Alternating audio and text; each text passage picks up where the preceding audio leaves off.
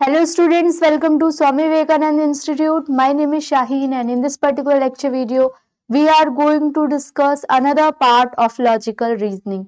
जैसे previous part में हम लोगों ने फैलेसी को इनफॉर्मल पार्ट को कवर किया था, आज डिस्कस करेंगे फैलेसी के पार्ट्स और फॉर्मल फैलेसी को डिटेल में डिस्कस करेंगे।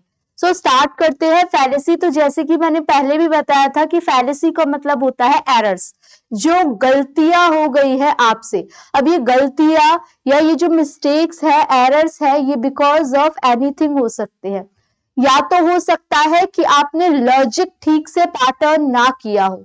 फॉर एग्जाम्पल, एक एग्जाम्पल के तौर पे देखो तो आप बोलते हो all birds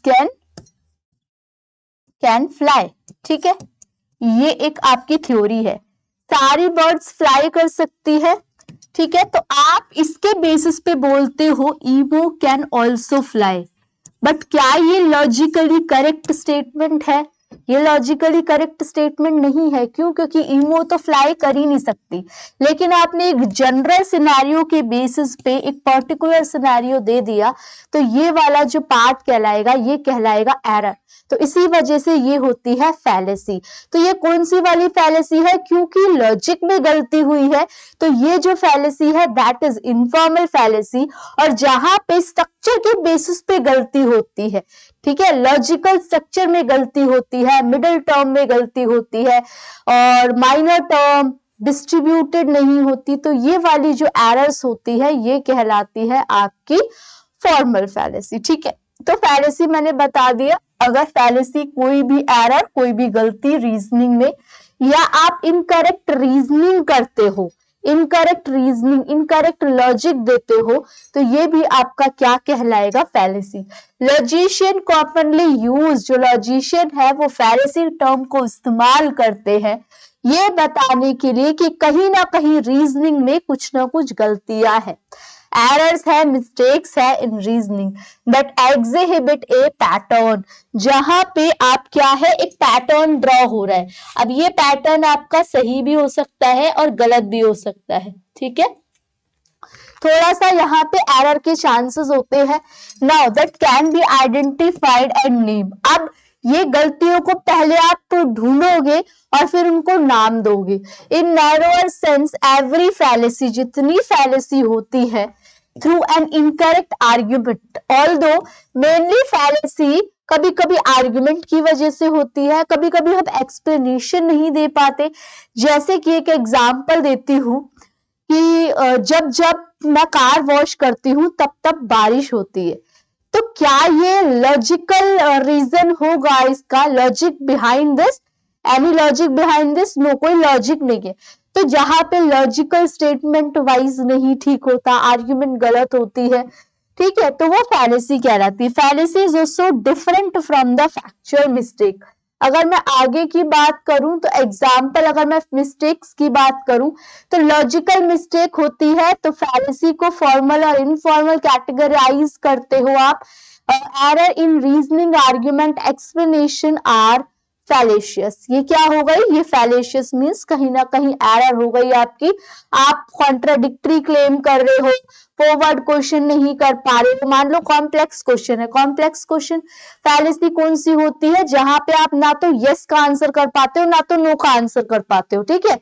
forward a question with unwarranted presumption, misinterpreting a statement, जहां हम स्टेटमेंट को सही नहीं समझ पाते, रॉन्ग एम्फेसाइज करते हैं वर्ड पे, जैसे कि I am not going to take your test, मैं आपका टेस्ट नहीं लेने जा रही हूं। अगर मैं सपोज आई पे फोकस कर देती हूं, I am not going to take your test, it quite be possible that someone another person will take your test. It quite be possible कि मैं आपका टेस्ट आज नहीं लेने वाली हूं, ये हो सकता है कि कोई और आपका टेस्ट लेने वाला है, ठीक है। अगर मैं इस पे फोकस नहीं करती, आई पे फोकस नहीं करती, यहाँ पे हाइफन नहीं लगाती, ठीक है, एक्सेंट यहाँ पे एम, टेक, यहाँ पे टेक के बाद लगाती हूँ, I am not going to take your test, आपका टेस्ट नहीं लूंगी, हो सकता है दूसरे पर्सन का टेस्ट लूं। तो यहाँ पे जो एरर हो रहा है ये एक्सेंट की वजह से हो रहा है, तो इसको हम फैलेसी ऑफ एक्सेंट कहते हैं ना। तो आप समझ पा रहे हो कि गलतियां कहाँ कहाँ हो सकती है। एनी अदर आर्ग्यूमेंट, कोई और आर्ग्यूमेंट है from where there is no connection, कोई कनेक्शन ही नहीं बैठ रहा बिटवीन प्रेमाइस एंड कंक्लूजन, जहां पे प्रेमाइस और कंक्लूजन का कोई लॉजिक ही नहीं बैठ रहा, कोई आपका स्टेटमेंट ही नहीं बैठ रहा, कोई कनेक्शन ही नहीं बैठ रहा, rectification of these above mention error need justification, इनको जस्टिफिकेशन की गलती की जरूरत होती है। फैक्चुअल मिस्टेक्स, जैसे कि एग्जांपल के लिए मिस्टेक्स की बात करूं, फैक्ट, फिगर, इंफॉर्मेशन के बेसिस पे of any type that can be verified. Suppose first one is total 11 countries are affected by corona virus all over the world. अच्छा मुझे ये बताओ, क्या ये लॉजिकली ये जो फैक्ट दे रखा है ये ठीक है कि नहीं? केवल और केवल 11 कंट्रीज थी, आंसर करो जल्दी से, 11 ही कंट्रीज थी? No, the answer is no. ठीक है, तो और भी बहुत सारी कंट्रीज थी, इवन फुल वर्ल्ड था। इंडिया एक पुअर पॉपुलेटेड नेशन है, ये भी गलत, रॉन्ग स्टेटमेंट है। देश बंधु कॉलेज 21st सेंचुरी में स्टैब्लिश हुआ, तो ये कुछ फैलेसीज है, ये कुछ स्टेटमेंट है जो कि गलत है। रेक्टिफिकेशन, जब हम इन एरर्स की सही तरीके से स्टेटमेंट को फॉर्म करते हैं, factual error possible by correcting. अब यहाँ पे ये जो फैक्चुअल इंफॉर्मेशन है इनको ठीक किया जा सकता है जब फैक्ट्स को आप ठीक कर दो, ठीक है, गलतियों को आप ठीक करो। तो अगर फैलेसी की, अगर मैं फॉर्मल फैलेसी की क्लासिफिकेशन की बात करूं तो fallacy of 4 terms, undistributed middle, illicit major, illicit minor, affirmative conclusion, exclusive premise, fallacy of affirming the consequent, fallacy of denying the antecedent and existential fallacy। तो ये कुछ टाइप की फैलेसीज है जो कि आपको फॉर्मल के पॉइंट ऑफ व्यू से पढ़नी पड़ेंगी। इनफॉर्मल फैलेसी को हम डिस्कस कर चुके पिछली वाली क्लास के अंदर, ठीक है, तो वो भी आप लोग गो थ्रू कर सकते हो, वन बाय वन अब हम पढ़ेंगे। नाउ अगर मैं इंडियन लॉजिक की फैलेसी की बात करूं तो वो कितनी फैलेसी होती है? 1 2 3 4 5। तो आज हेतु भाषा पढ़ेंगे और बाकी फॉर्मल फैलेसी हम नेक्स्ट क्लास में पढ़ेंगे, ठीक है। तो जो टाइप ऑफ फॉर्मल फैलेसी होती है उसमें अगर हेतु भाषा की इंडियन लॉजिक में एरर्स होते हैं तो वो कहलाती है आपकी हेतु भाषा, और हेतु भाषा में जो आपकी एरर्स होती है, मतलब जो इंडियन लॉजिक में एरर्स होती है, अगर उनकी क्लासिफिकेशन की बात करूं तो असिद्धा, सव्य विचारा, सत प्रतिपक्षा, विरुद्धा और बाधिता, ये होती है। अब यहाँ पे आपको एम्फेसाइज किसके ऊपर करना है? मीनिंग के साथ साथ उसकी एग्जाम्पल्स पे, एग्जाम्पल्स के बेसिस पे आपसे क्वेश्चन अरेंज होंगे, एग्जाम्पल पे आपको बहुत ज्यादा फोकस लेके चलना है। असिद्धा और सद्य समा, ये सबसे पहली है। It occurs when someone assumes that because the conclusion has not been proven false, अगर आप किसी कंक्लूजन को गलत साबित नहीं कर सकते इसका मतलब वो स्टेटमेंट सही है।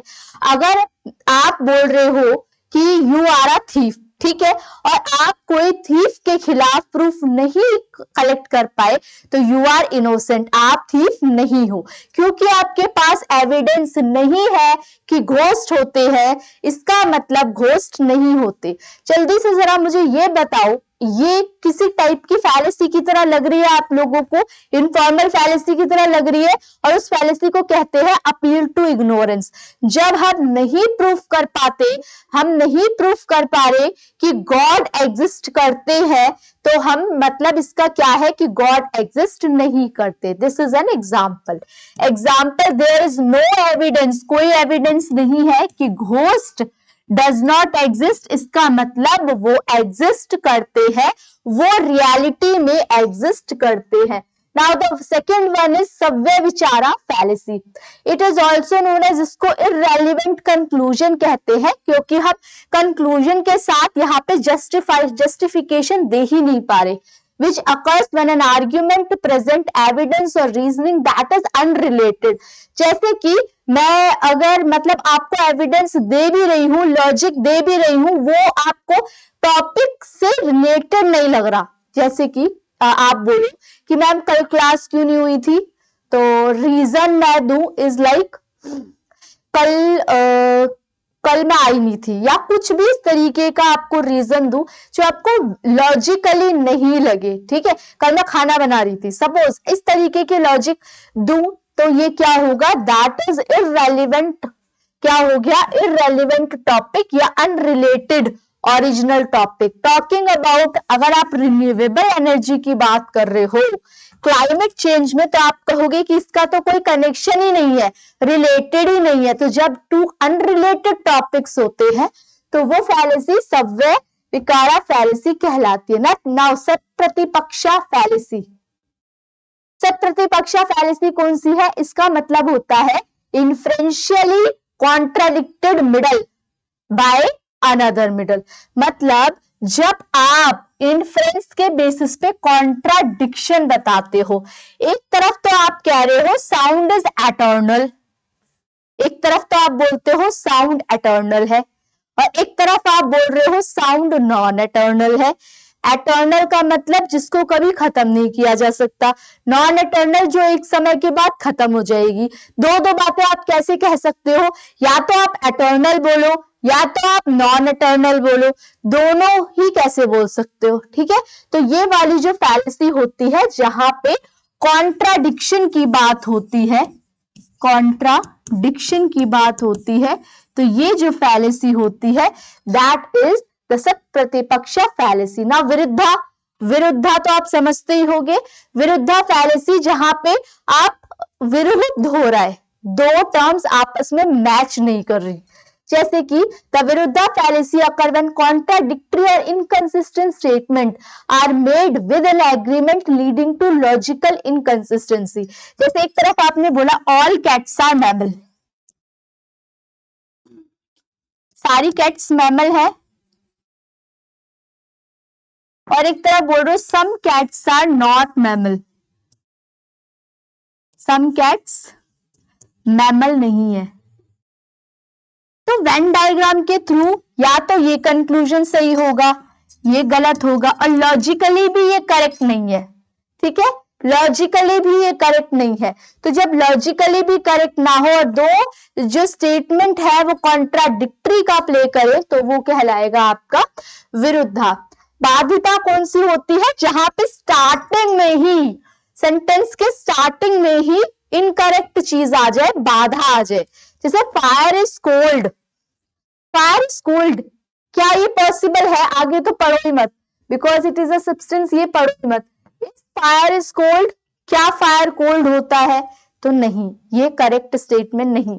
तो दैट इज ऑल अबाउट किसके बारे में हम लोगों ने पढ़ लिया, हम लोगों ने पढ़ लिया जो 5 फैलेसी है उसके बारे में हम लोगों ने पढ़ लिया, हेतु भाषा, इसको हमने पढ़ लिया। नाउ द नेक्स्ट वन की बात करूं, fallacy of 4 terms.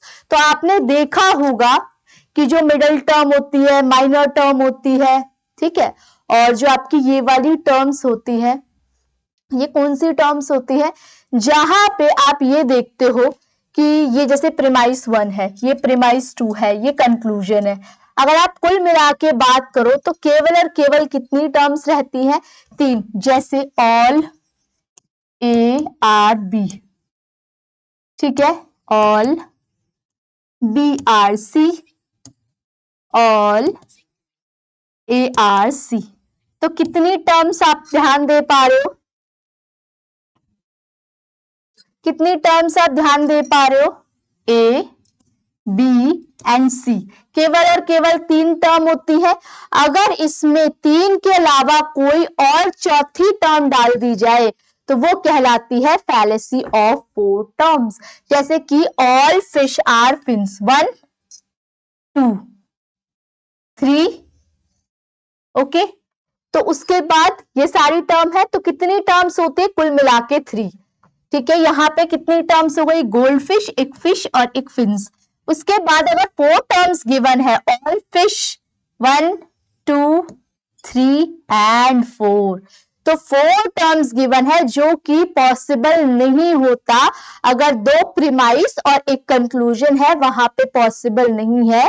That is why, इसीलिए ये रीजन है कि 4 fallacy term, fallacy of 4 term का मतलब फैलेसी जो आपकी टर्म्स होती है उसमें 4 टर्म्स नहीं आएंगी। जैसे कि एक फैलेसी हमने पढ़ी थी ना, मिडिल टर्म कभी भी कंक्लूजन में नहीं आ सकती, अगर आ रही है तो दैट इज द फैलेसी।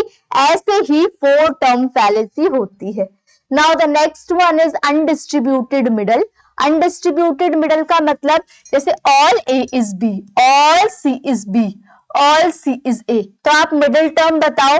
देखो जो सबसे पहला टर्म होता है, अगर जिसने मेरी पहले से की मूड्स इन फिगर वाली क्लासेस नहीं ली तो उनके लिए थोड़ी सी दिक्कत होगी, तो जाओ जरा वो एक बार वॉच आउट करके आओ, तो आप लोगों को कोई प्रॉब्लम नहीं होगी। Minor term, minor premise, major premise और मिडिल टर्म डिस्ट्रीब्यूटेड, अनडिस्ट्रीब्यूटेड, उन सब में दिक्कत नहीं होगी। नाउ अगर जिसको फिर भी नहीं वहां समझना है, यहाँ पे थोड़ी सी रिवीजन करनी है तो मैं बता सकती हूँ। जो सबसे पहले टर्म होती है ये कहलाती है माइनर, और ये जो सेकंड टर्म होती है ये कहलाती है मेजर। जो सब्जेक्ट होता है माइनर, जो प्रेडिकेट होता है मेजर। जिस प्रीमाइस में माइनर टर्म आती है वो माइनर प्रीमाइस होती है। जिस प्रीमाइस में मेजर टर्म आती है वो मेजर प्रीमाइस होती है। और जो प्रीमाइस 1 प्रीमाइस 2 के अंदर दोनों में आता है that is called the middle term. अच्छा, अब क्या बात होती है कि जो मिडिल टर्म है वो अगर आपके मूड के साथ नहीं आ रही, मूड मतलब ऑल, सम नॉट, इनके साथ नहीं डिस्ट्रीब्यूटेड, नहीं आ रही इनके साथ, तो इसको हम अनडिस्ट्रीब्यूटेड मान लेते हैं। जैसे कि अगर ऑल बी पहले होता, ऑल के साथ बी होता तो कोई प्रॉब्लम नहीं होती, लेकिन ऑल ए लिख दिया और ऑल सी लिख दिया, ना यहां भी आया ना यहां भी आया, दैट इज वाई ये अनडिस्ट्रीब्यूटेड हो गई। मिडिल टर्म को मूड के साथ चिपका हुआ होना चाहिए। तो ऑल ए और ऑल सी, जैसे कि यहां पे ये, अगर मैं यही टर्म लिख देती ऑल, अभी जो मैंने पहले पिछली स्टेटमेंट दी थी, चलो all A are B, all B are C, all A are C, ये कौन सी टर्म हो गई? ये हो गई माइनर टर्म। ये कौन सी टर्म हो गई? Major term. ये हो गई माइनर प्रीमाइस, ये हो गई मेजर प्रीमाइस। अब मिडिल टर्म कौन सी है? बी। क्या बी डिस्ट्रीब्यूटेड है? यस। चाहे वो फर्स्ट प्रीमाइस में चिपकी हुई हो, ऑल के साथ, सम के साथ, सम नॉट के साथ, नो के साथ, चाहे वो सेकंड प्रीमाइस में हो, दोनों प्रीमाइस में इकट्ठा भी होगी तो भी चलेगा, एक में होगी तो भी चलेगा, और अगर किसी में भी नहीं है तब कहलाएगा जो आपकी फैलेसी ऑफ अनडिस्ट्रीब्यूटेड मिडल। ठीक है, अब ये देखो, all California are beautiful, all women are beautiful, ये माइनर है, ये मेजर है। माइनर टर्म कौन सी है आपकी? ये माइनर प्रीमाइस, ये मेजर प्रीमाइस। क्या मिडिल टर्म ऑल के साथ आई? नहीं आई, तो ये क्या एरर है? यस। आगे देखते हैं, ऑल फूल्स आर स्टूपिड, ये क्या है? Therefore you are a fool. तो यहां पे अगर मैं यहां पे ध्यान दूं, therefore all you are fool, तो फिर यहां पे जो आपका स्टूपिड है ये मिडिल टर्म है, तो क्या मिडिल टर्म ऑल के साथ या यहां पे आया है? नहीं। All elephants are big, some boys are big, therefore some boys are elephant. तो इस सिनेरियो के अंदर बिग मिडिल टर्म है, लेकिन ये ऑल या सम के साथ नहीं आ रही, इसीलिए अनडिस्ट्रीब्यूटेड मिडल है। ठीक है, तो इस पार्ट के अंदर हम लोगों ने कुछ फैलेसीज की बात डिस्कस की है। नेक्स्ट पार्ट के अंदर फॉर्मल फैलेसी के और बाकी पार्ट्स को डिस्कस करेंगे। बाकी आप लोगों को कोई भी डाउट है इस पर्टिकुलर लेक्चर वीडियो से रिलेटेड तो आप लोग कमेंट सेक्शन में मेंशन कर सकते हैं। बाकी आप लोगों से नेक्स्ट लेक्चर वीडियो में मिलते हैं। Thank you for watching.